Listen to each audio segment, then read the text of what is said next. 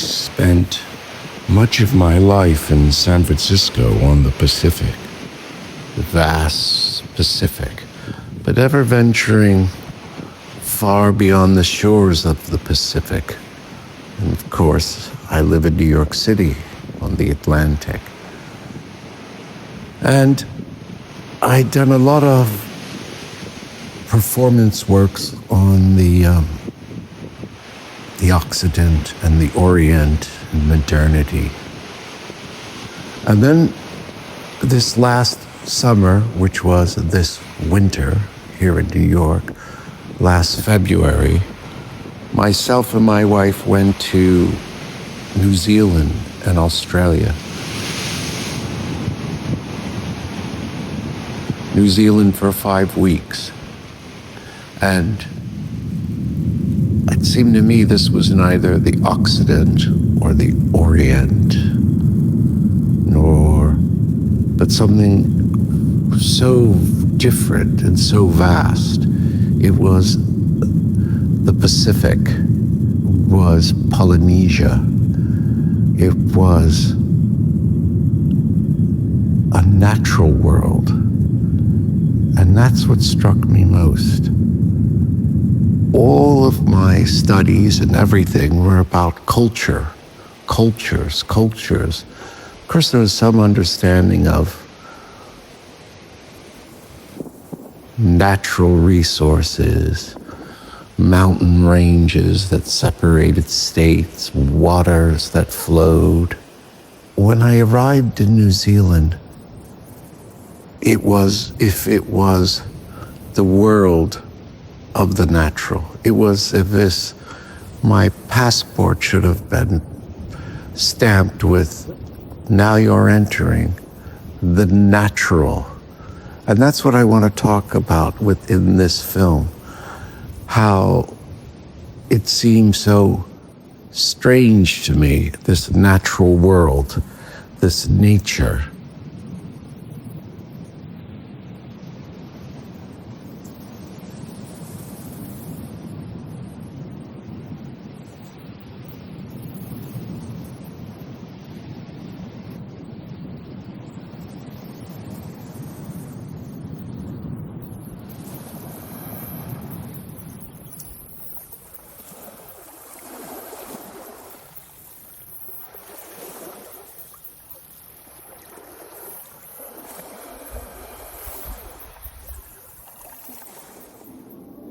Of course, we arrived in Auckland, and it was a city, and we were in a high-rise. And we had a driver, and we went to a spa, and we decompressed from the very, very long flight. But then soon, in the days to follow, we found ourselves in a place called Abel Tasman. And Abel Tasman was a Dutchman that first spotted New Zealand but never entered it. In fact, no one had been on the island of New Zealand until I think the 1300s, unlike Australia, where peoples had been there for at least 40,000 years or longer. And that's quite astounding. So it is its own country. In fact, New Zealand's been thoroughly transformed, but it gives a sense of what a natural world is. And what I mean is,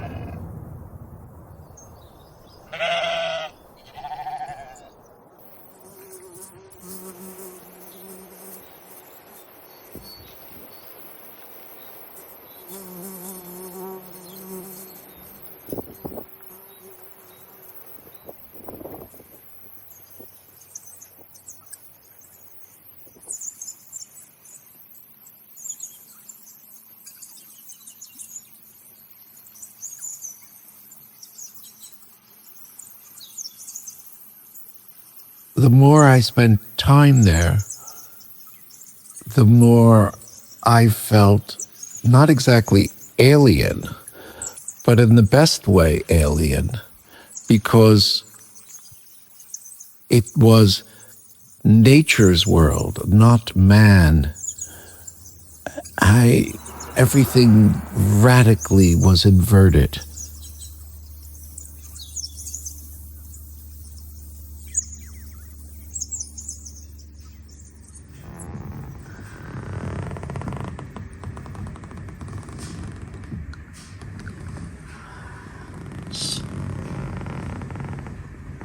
I love this picture because we are at this mountain and you see the stars and you see the nebula galaxies from which stars form and from which the mountains come and from which we come, you and me.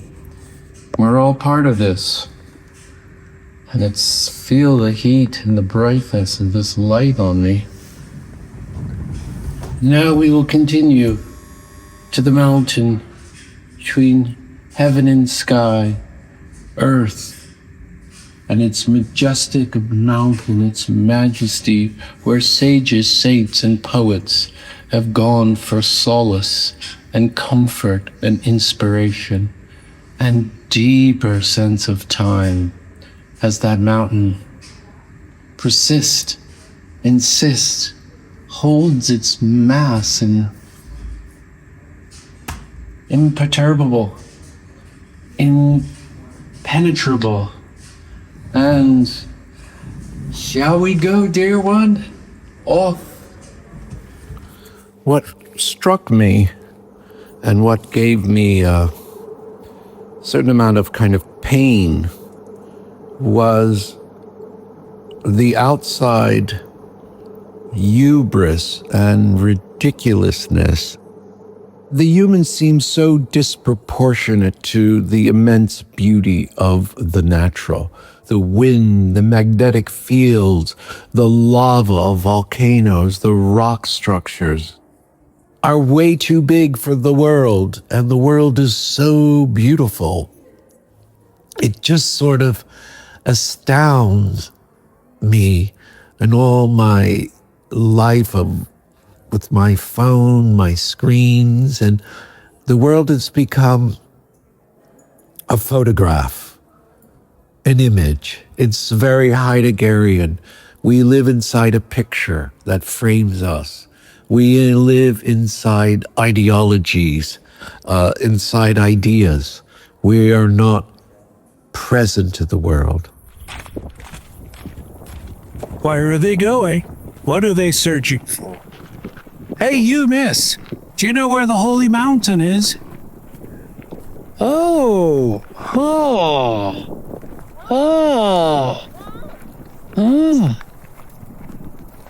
Ooh. Oh.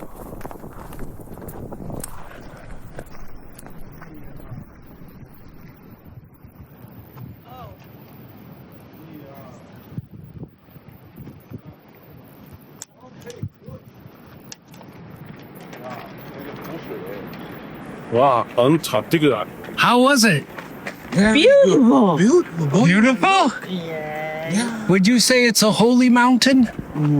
Yeah, it's very purified. It's from that color to that color. Yes, incredible. Incredible. Bye. Bye. Which path should we take to the holy mountain? Look. Which path to the holy mountain? Yeah. Which one do you think? I think This one, or this one? that or that one. That one. Yeah. I think so too. I will go there. As I start to think about, wow, when do we go from the natural world in a way and its rhythms to the observed world and things like beauty, the sublime. Obviously, the Egyptians, the Indian cultures, the Iranian cultures, even the early Anglo-Saxon cultures or French, all these places before they had names had an immense sense of beauty as they grew, breed horses, forged iron, made, just not only, technique, but just the world. Then we're so enveloped inside the world of our making that when we stepped out as like the Caspar David Friedrich painting, and we beheld this world again, like Shelley, the Romantics, the poets. That's like, oh my God, this is incredible. So you get all these landscape paintings, and you get these poems that are attuned to a different rhythm than, let's say, if you get Spinoza, the pan-atheist. That's everything is alive. So this liveliness, this incredible life force that is its own being, right? It's not there for our harvesting, taking, it's for itself. And like, that is what maybe the sublime is. You are just, wow. It is not there for me. It is being. And that is an extraordinary feeling.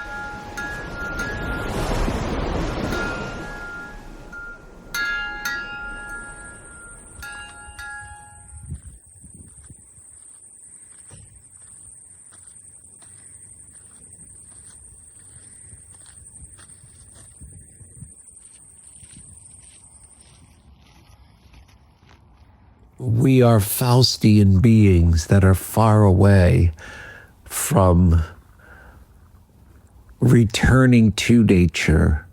And yes, we're a technocratic being that is in the place of imagining we can manage nature. You see, here is brush everywhere in this canyon, right?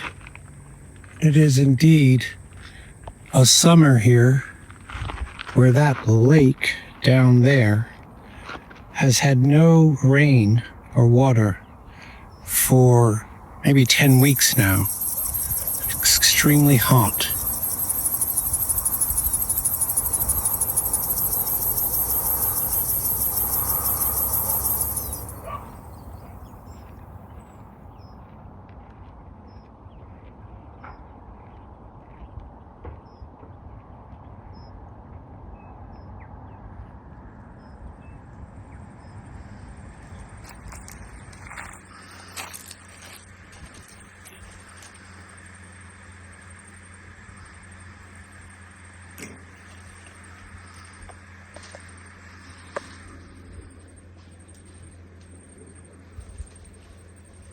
And there's something that draws me to this very ordinary thing, which is clothing and the colors and the fabrics and the sun that will dry them and the hanging of them and the heat and the plants that made them, and the hands that made them, and the machines.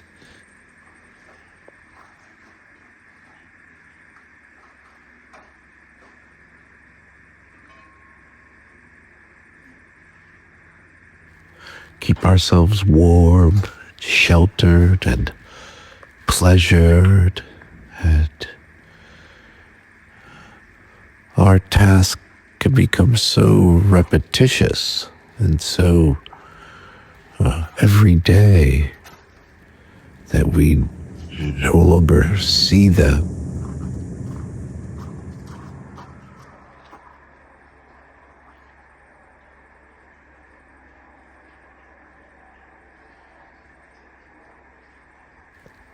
It's one of the beautiful things I love about traveling is it seems my eyes and senses are new again.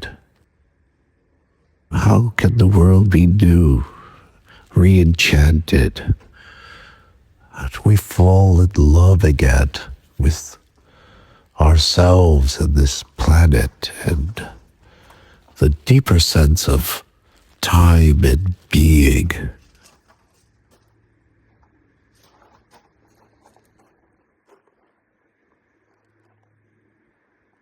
I had the funniest thought doing this laundry. I thought, where had my feathers gone? As if I were a bird, you know?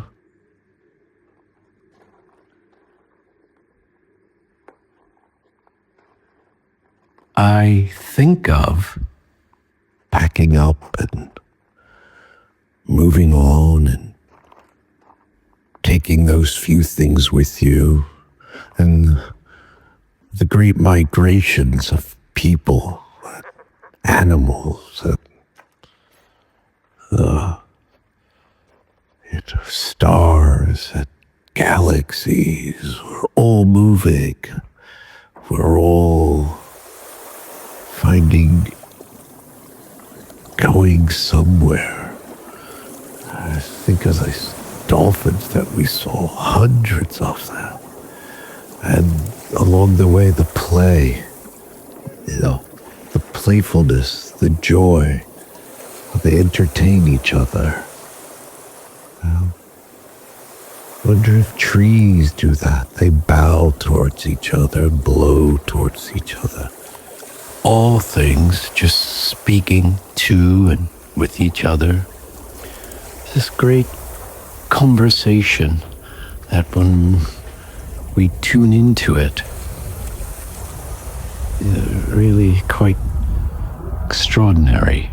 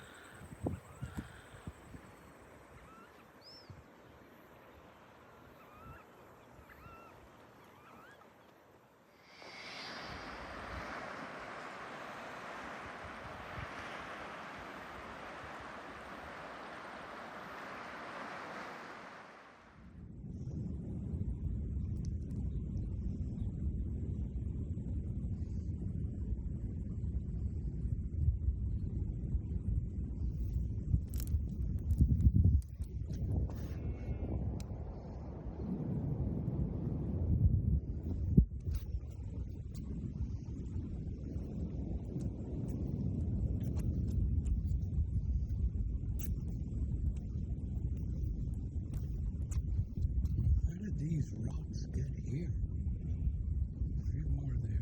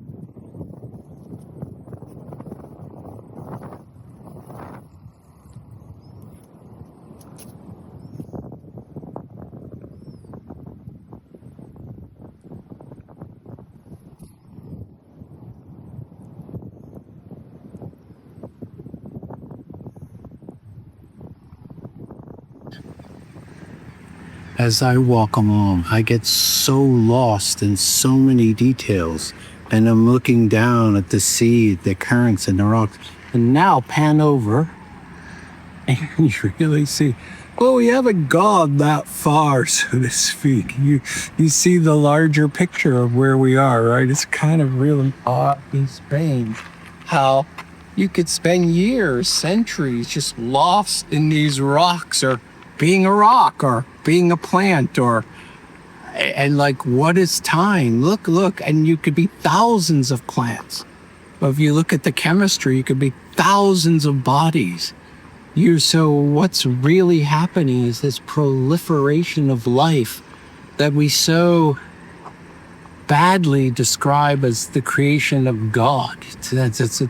And that just, well, that's it. Like trees, they're trees. What does that mean?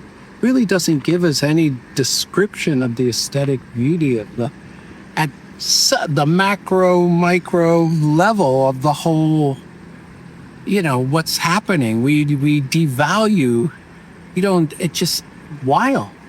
Anyway, it's so interesting to think how there's so much infinite information in the detail, and then you step out and there's all this other information. Look, and we've only just started, 30 minutes ago, and I feel like I've walked through eons of time.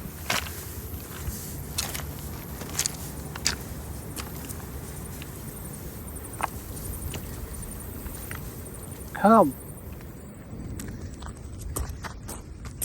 This is the holy mountain. This one. Of course. Let's go.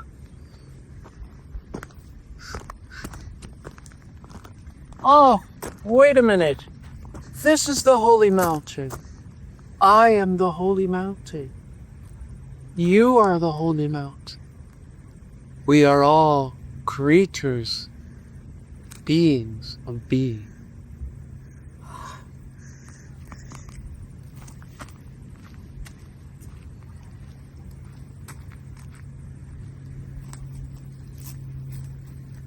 This is the Holy Grail. It's this. This and this and this and that. This is parts of the holiness. And when I give you this little piece of holiness and you ingest it, what is going to happen? You will need water. Ooh, you will be thirsty. You will see things you haven't seen before. Just look, the life of this will come alive. The Holy Eucharist, the Rockerist. We will ingest each other, digest each other, eject each other, and become. So I'm thinking about what it is when we say whole, right? The Beats use this, Kerouac, Ginsberg, not as much Burroughs, but there's so much looking for epiphany, to see God in the sense, or to be something to be revealed, and the holy and mystic reverence of the ecstatic of life.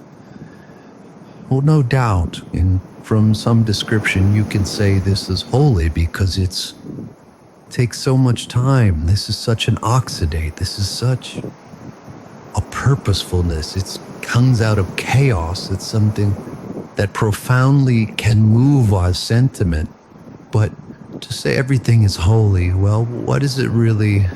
Listening to a lot of these talks by Paul Davis and Brian Swim and cosmogenesis and the creation of the earth, there's definitely an underlying mathematical order to these things, like this structure, and that these underlying structures repeat and form and come together in ways that are repetitious, that, they had these strange attractors that make and come this, but they're variants of the same thing. This is to say, you must give up the holy, even Jodorowsky, not exactly. Not the sacred or the holy, but I think we need a different kind of language to move forward if we don't fall back to fundamentalisms and absolutes and easy descriptions. So let's think about what that could be.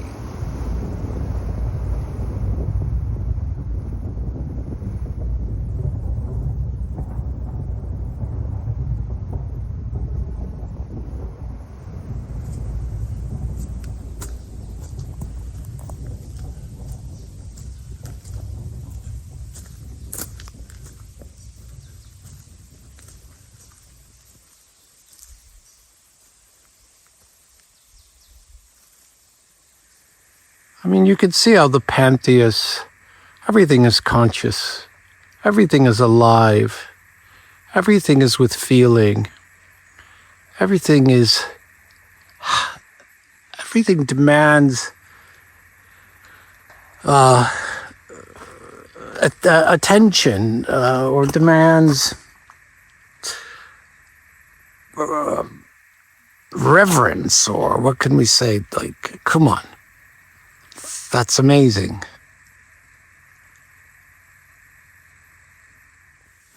When we went to the rainforest, it was such a different feeling. All the moss and the dankness and the wetness.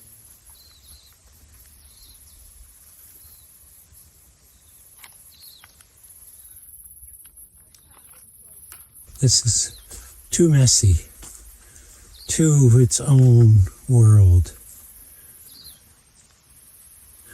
Incredible. That is extraordinary.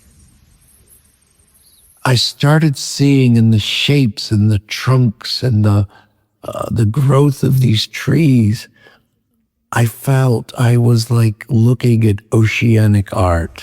The very animus, that animating force that gives, I guess, the anthropomorphic figures occurred to me, faces, monstrous, and I always love that diffusion of the kind of a psychic mess that hints at chaotic energies that don't quite fit into words.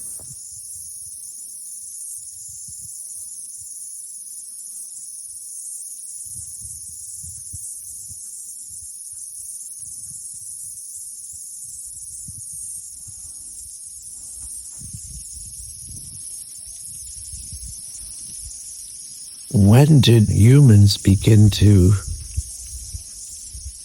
get a sense of, what is this? Where am I? How are things happening?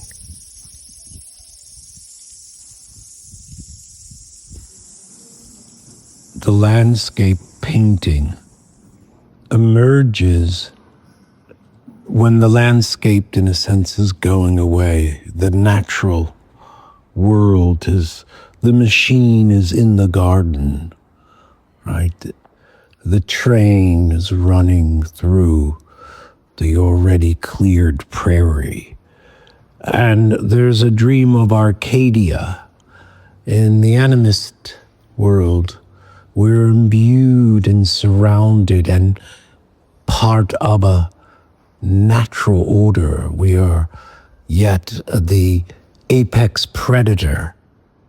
We've moved from participants in a living cosmos to observers of a mechanical one. And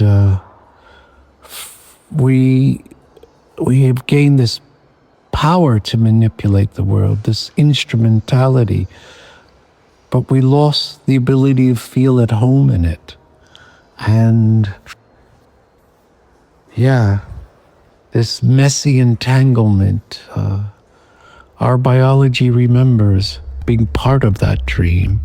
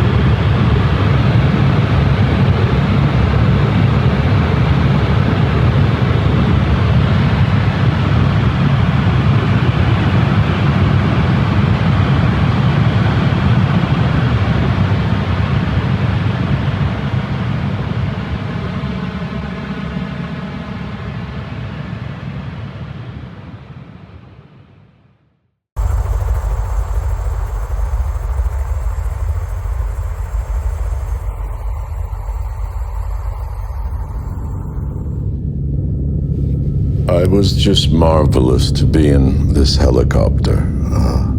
The vertical lift is extraordinary, and the vantage point. And it certainly made me think about how we perpetually accelerated time.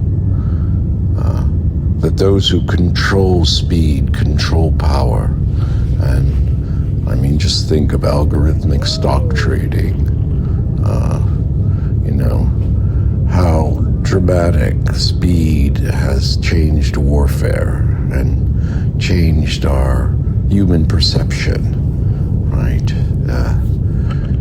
And of course, every kind of technological invention, like the helicopter. If you think of Paul Virilio, the French young boy who suffered the blitzkrieg of the Nazis and had lost his parents, theorized this idea of dromology, and which was a study of the impact and the logic of speed itself. And he said that his thesis was it's speed, not class or wealth, that is the primary force shaping civilization. He wrote a book called Speed in Politics. And it's just exhilarating being in this helicopter and looking about, and the landing just we were on the fjords, and it's almost impossible to get there. But the helicopter gives you not only purview, but ability to land in a small piece of land, and that was amazing.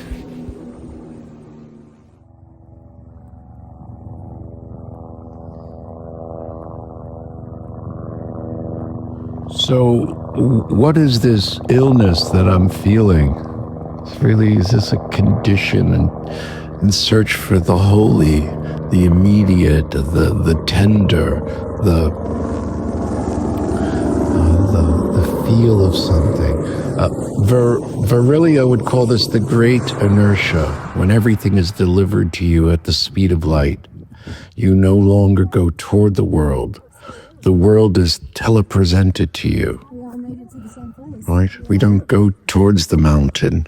We just bring it to ourselves here on this eye camera, right? The world loses its weight, its smell, and its spirit. I think that's what all these workshops and desire to bring people back to some present.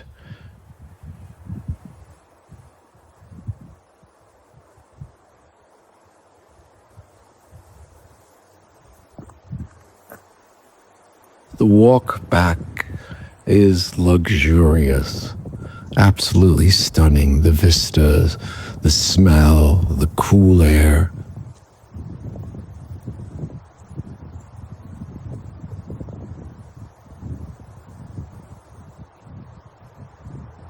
Well, I behold it now, and it's immense.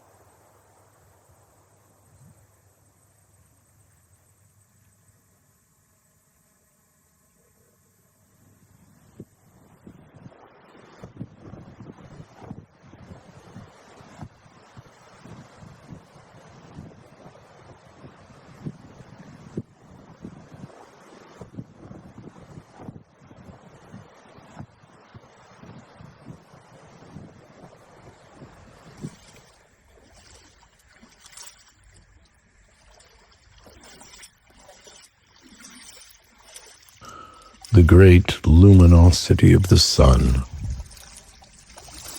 the sea, these enormous rocks, the geology, the formation of stars and planets. And over time, the consciousness to, the mind to see and consider them. It's a great, beautiful gift, if you like.